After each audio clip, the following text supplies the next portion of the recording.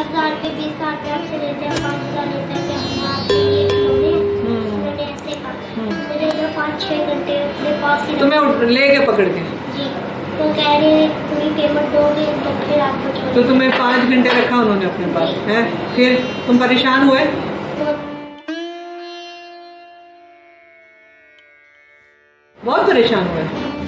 एक तो वो कहते हैं हमने मेरी क्यों मुझे एहसास किया आपका, तो आप हमें बताकर पहले ये होता था ना कि मेरी टेंशन नहीं होती थी, वो टाइम से उसकी चीज़ चल जाती तो परेशानी नहीं होती। तो अब हर वक्त यही लगा रहता आप ना अच्छा।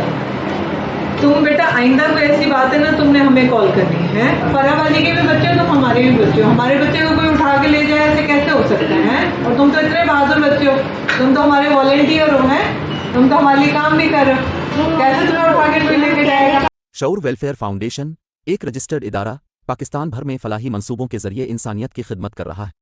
सदक़ात, ज़कात और अतियात के लिए डिस्क्रिप्शन में फॉर्म का लिंक मौजूद है। अतिया करें और खैर बांटें।